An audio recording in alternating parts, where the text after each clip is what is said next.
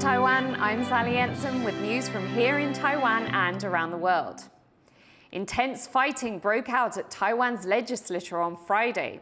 The scuffle has put a hold on a vote for bills looking to expand legislative oversight. Tiffany Wong reports.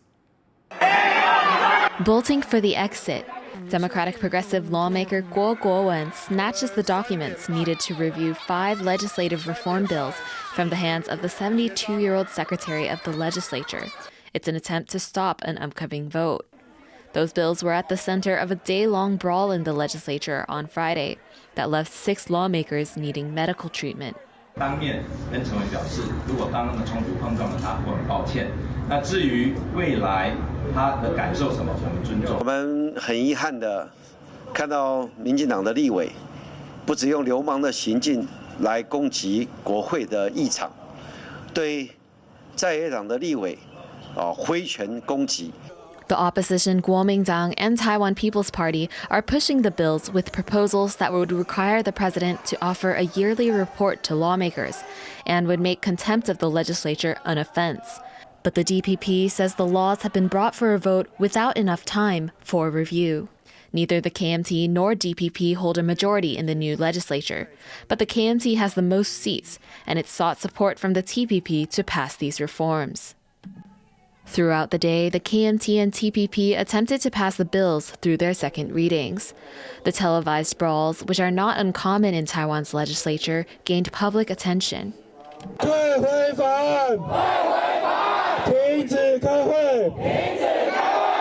By nightfall, over 100 protesters had gathered outside the legislative building, many of them students and young people calling for reform. 国民党100年统治台湾的这个情况之下，那他们一步一步的在消灭台湾的价值跟意义，那变成说现在在我们这一辈年轻人需要站出来，为我们的国家去做抗争跟保护。 Several DPP lawmakers came out to greet the protesters. After midnight, KMT Legislative Speaker Han Kuo-yu called an end to the session. The bills will await further review on Tuesday, the day after DPP leader and President-elect Lai Ching-te takes office.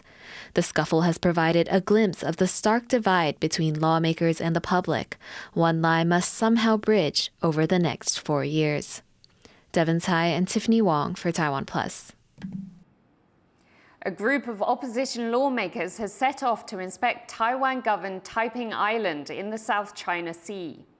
所以我们今天就代表大家去看一看我们的国境之南，然后也看一看我们中华民国的领土。我们也正式的希望向外界宣示我们捍卫主权的决心。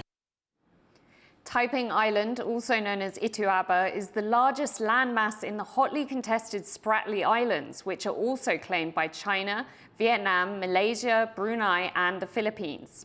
It is one of 2 Taiwanese-governed islands in the South China Sea. Taiwan's government has warned lawmakers against visiting the island at this time, citing frequent clashes between the Philippines and China in recent months over claims in the region. No lawmakers from the ruling Democratic Progressive Party have joined the inspection. The mayor of Taipei has visited Japan's Tokyo Dome.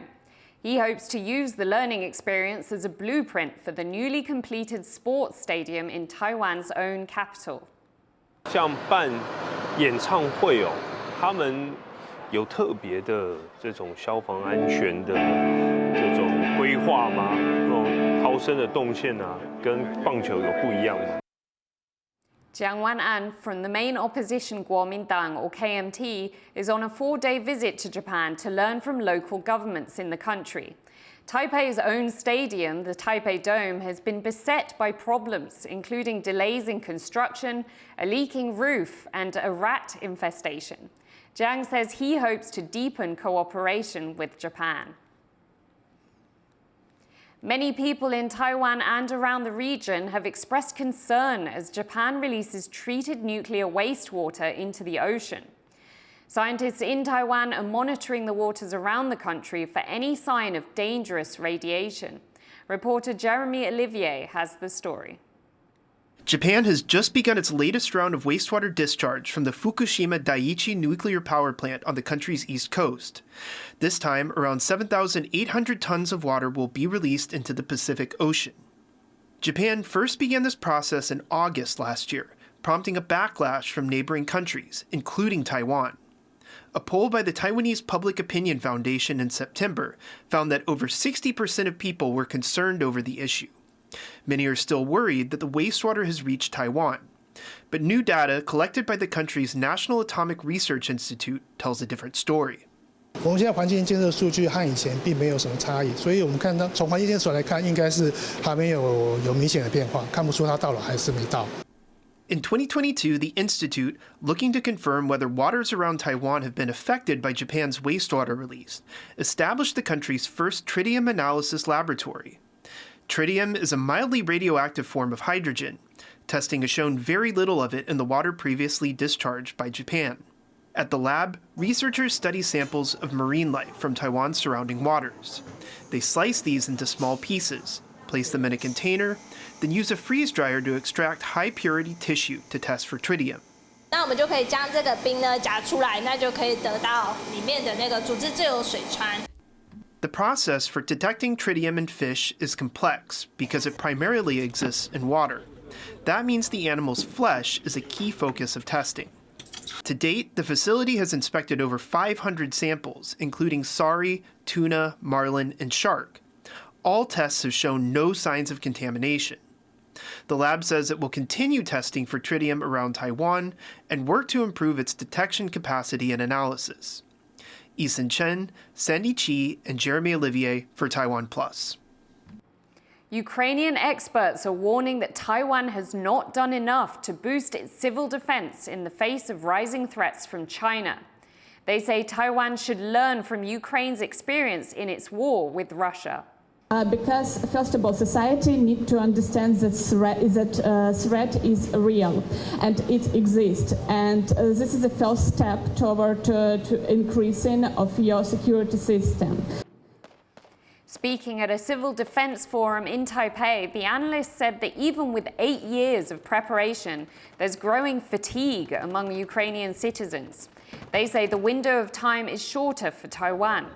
The experts are urging Taiwan's government to work more closely with civil defense groups to organize training and workshops. Russian President Vladimir Putin is accusing the US of, quote, stupidity over financial sanctions on his country and China. He had this to say at the end of a 2-day state visit to China. Но должен сказать, уже говорил об этом, хочу повторить. Это большая глупость и огромная ошибка со стороны американских политических элит, потому что они сами себе наносят огромный ущерб, подрывают доверие к доллару. Putin slammed the sanctions as illegal and promised to find a solution to issues in Russia-China trade caused by the penalties. Washington has used these to punish Moscow since Russia's invasion of Ukraine. It's threatening to extend them to Chinese banks, which the US sees as helping Russia's war effort. The fear of knock-on sanctions has led China's big banks to pull back from financing transactions with its neighbor. With President Tsai Ing-wen now stepping down, Eric Tsai brings us this report on her successor, Lai Ching-te.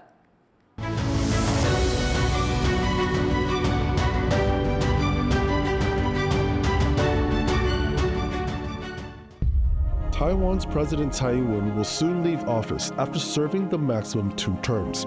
The person taking her position, her second in command, current Vice President Lai Ching-te. Though Tsai campaigned hard for Lai during the election earlier this year, their relationship hasn't always been smooth.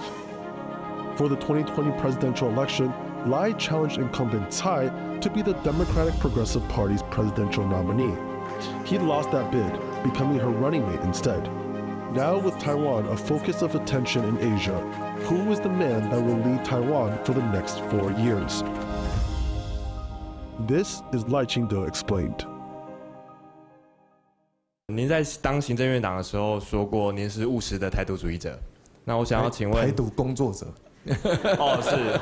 A worker for Taiwanese independence, That's how Lai Ching-te once described himself.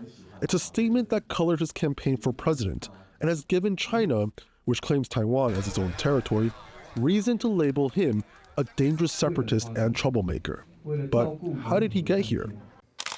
Lai began his career as a doctor, only turning to politics at age 35. He started off as a volunteer for the Democratic Progressive Party, or DPP, organizing rallies. Not long after, he entered politics full-time and hasn't looked back.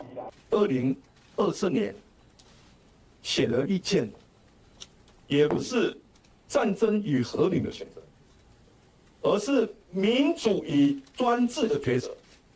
Lai was a vocal supporter of Taiwan's formal independence from China right from the start of his political career. But that stance has changed with time as his political career took off, rising to the rank of premier, the head of the country's cabinet, then vice president, and now president-elect. Lai knew that to get the presidency, he does have to be much more moderate on cross-strait relations. That change didn't come easily. Back in 2019, some in the DPP who hoped to push harder for Taiwan's independence wanted someone with a stronger approach than President Tsai Ing-wen. They didn't hesitate to tap Lai. For a lot of Deep Green supporters, they've always favored Lai, especially when we think back to, say, the 2019 primary in the DPP, where Lai Ching-te challenged Tsai for the presidency.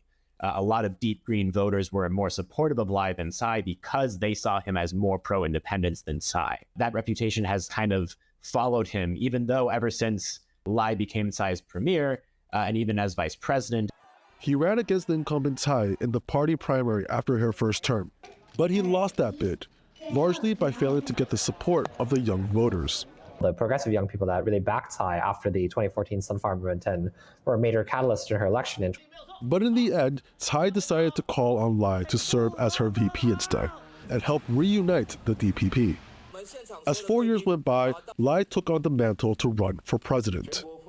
今天我非常荣幸能够获得民进党的提名，参选2024总统大选。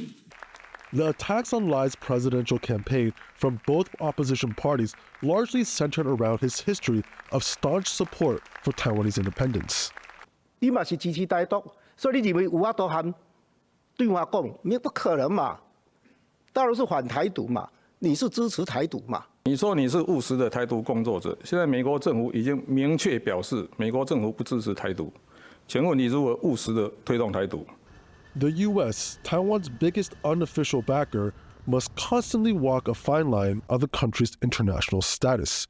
It strongly rejects any use of force or coercion by China to change the status quo of de facto independence for Taiwan. But the other side of that policy from the United States' perspective is to also stop Taiwan from unilaterally declaring independence, which is something that many in D.C. fear would happen under a Lai presidency. Despite concerns about his stance on cross-strait relations, the people of Taiwan chose Lai in January's election, giving him 40% of the vote in a three-way race. In his victory speech, he stressed the need for peace and communication.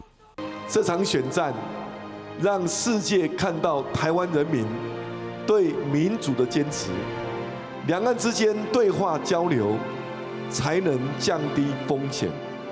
Despite his win, the election was not the home run that DPP had hoped for, with the party losing their 8-year majority in the legislature.